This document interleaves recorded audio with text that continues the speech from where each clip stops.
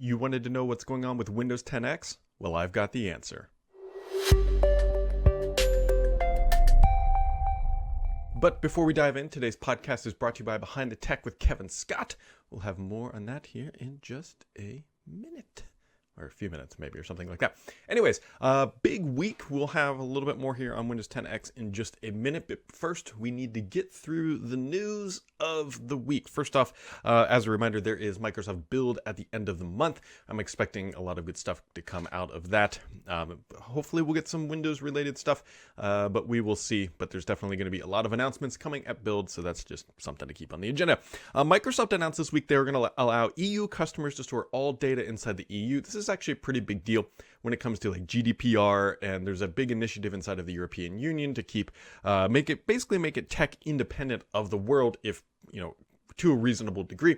And so what this will allow Microsoft customers to do starting after next year, this is going to take a while to completely roll out, is right now it's possible to only store your data, but let's say you need certain features and functionality, there's a good chance your data might go to another country for processing or just whatever, because that's where the servers are. Microsoft is committing that in the future, or near future I should say, that you'll be able to process all your data exclusively inside the borders of the confines of the EU and help you stay in good relations with regulations and all that good stuff. It's a pretty big initiative for Microsoft. Honestly, I thought that this was already possible, but apparently it's not. It's only the storage of data at this time, and then so now they're taking the next level of processing and doing all of that stuff.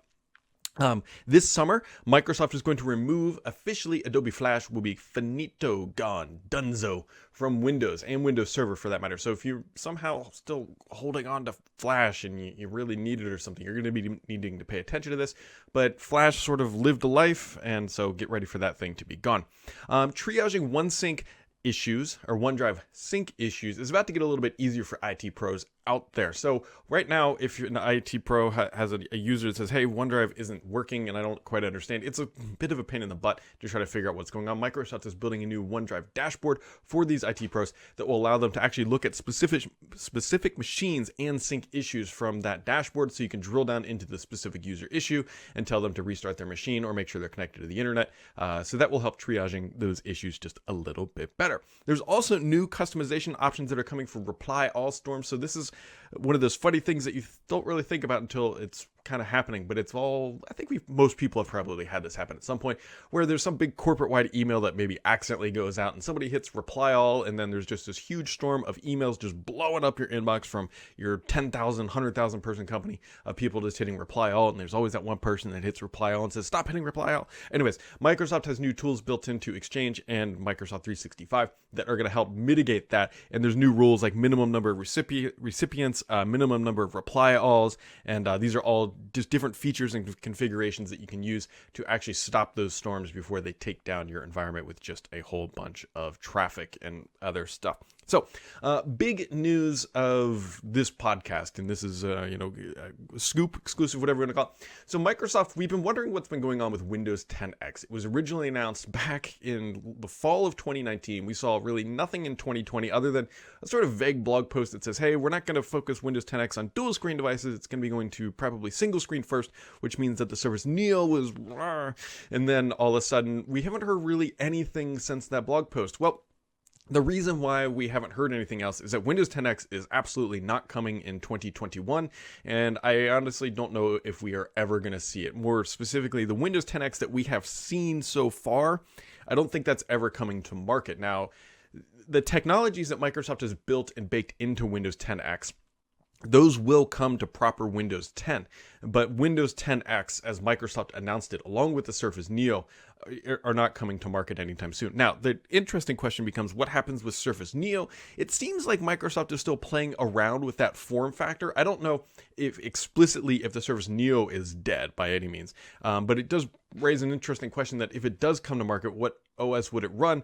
And technically, it still could run an iteration of Windows 10X, but more than likely, it might actually be running like Windows Desktop, like just traditional Windows 10.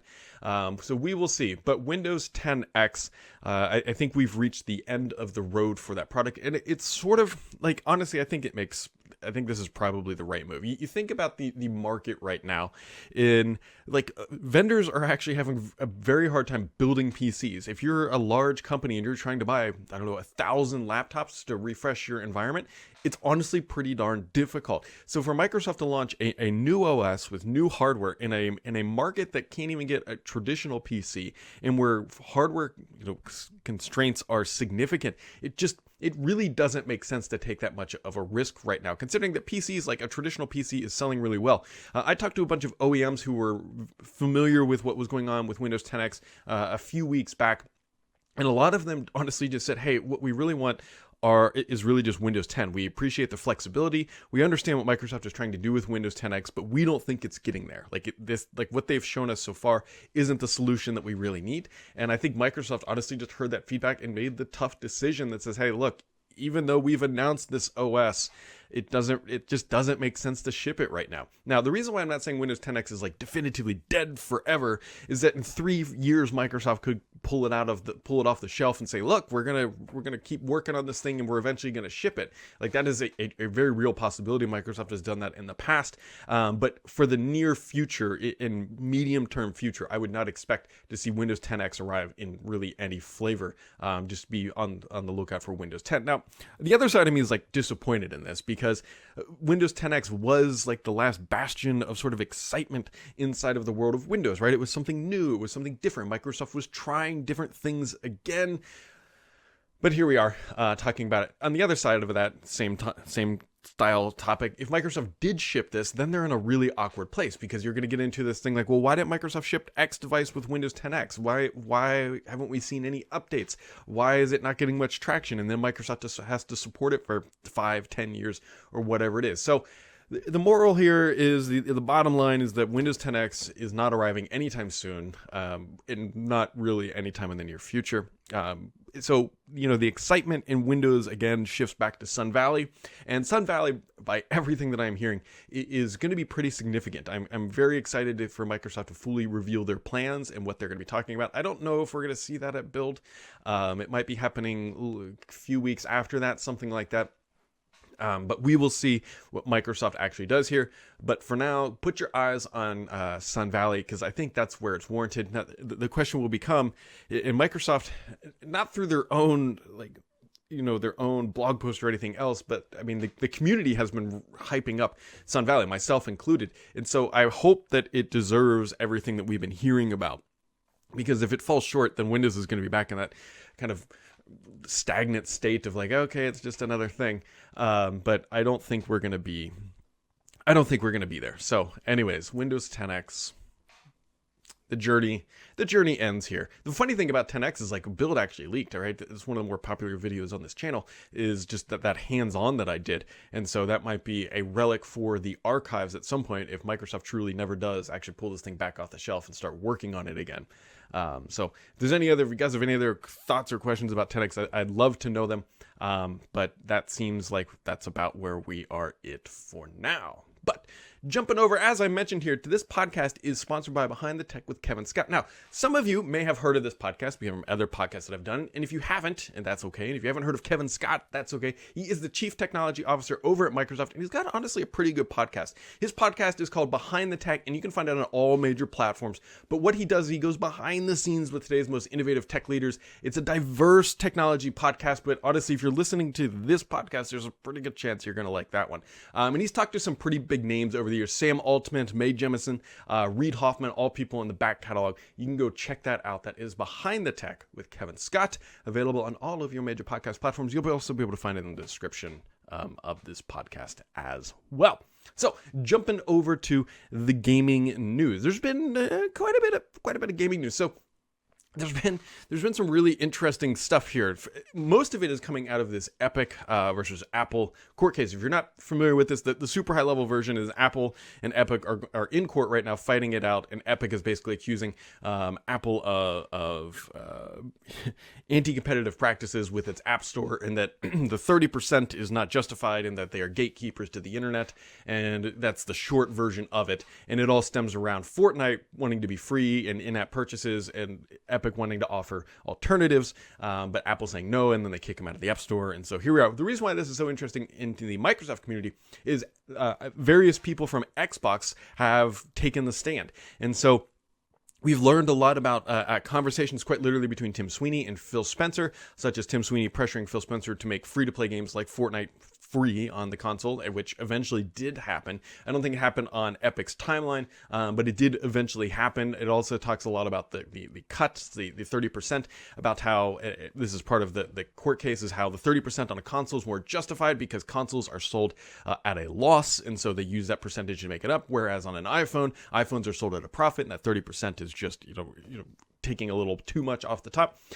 More things that came out quite literally right before this podcast is that Apple filed a complaint that the expert from Microsoft who said that Xbox consoles are not profitable, they didn't provide enough information. They can't just take their word. Microsoft did support some court documentation to it, but it was all redacted, and so you couldn't actually see some of the information. Now, there's a chance that it was more than likely in the court case non-redacted, but Apple's basically saying that Microsoft's VP, I think it was Lori Wright, was not qualified or did not provide enough information. She's more than qualified for her position, but in relation to this case. So the point of where this rambling is going is that there's just a ton of nuance coming out about how the game industry works. We've also learned, if you've seen anything in the news lately, about Sony's marketing or competitive practices against other vendors. A lot of that is all coming out of this court case. And so there's a lot more that we are going to learn over the next coming months. And this is going to be drug out for a very long time.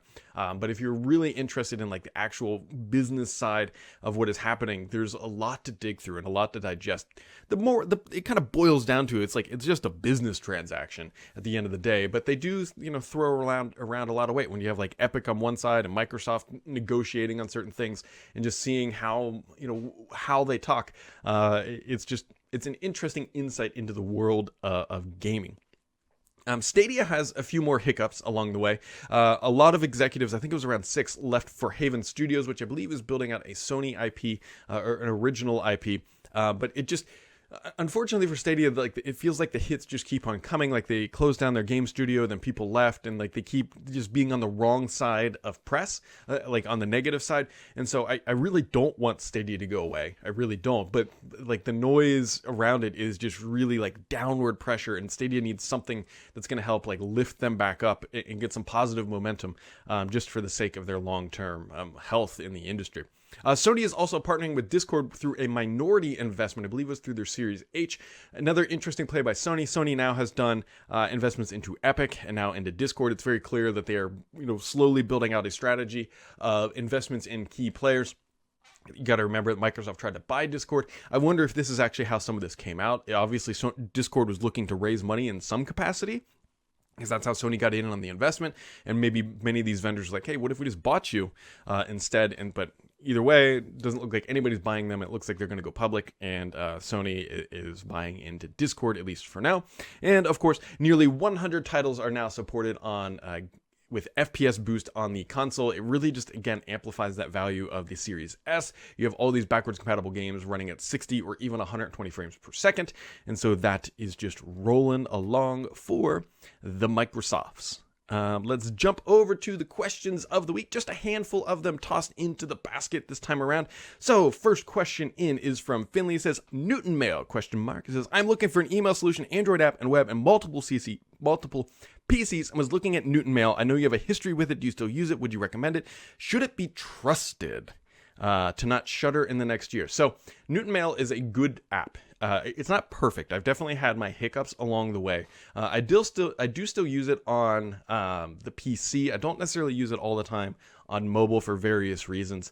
I believe you can do a 2-week trial, and I definitely recommend that you give that 2-week trial a go, because that will give you the full experience. That should it be trusted not to shut in the next year? That is a question I can't really answer. I have no insight into the health of Newton Mail. They are continuing to push updates, and so they are continuing to add and update the application, so it's not sitting stagnant like it had for several years.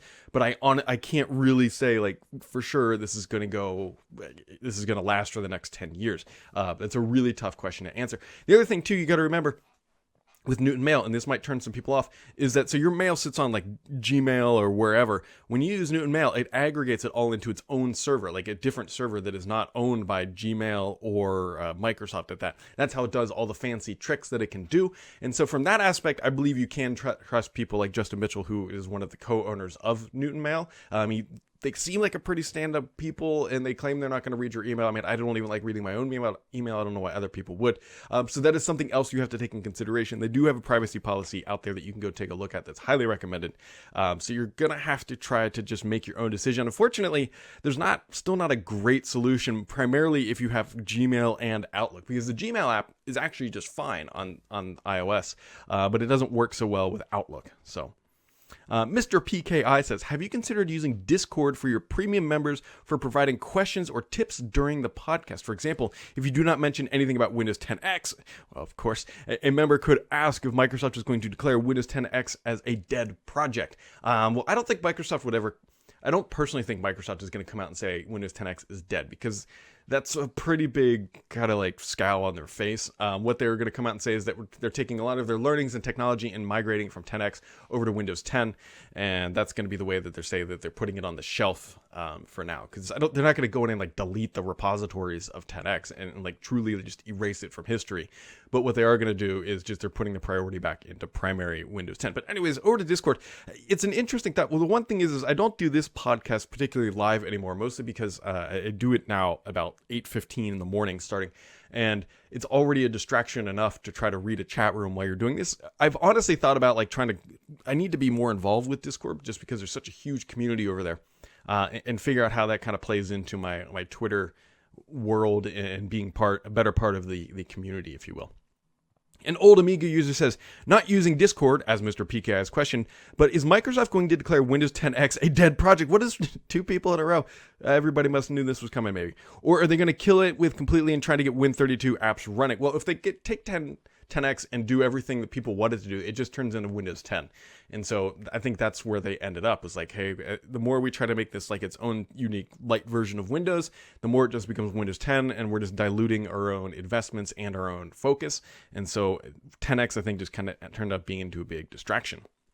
Rory853 says, Apple's new M1 processor is definitely leaving a mark for controlling the whole stack and making their own silicon.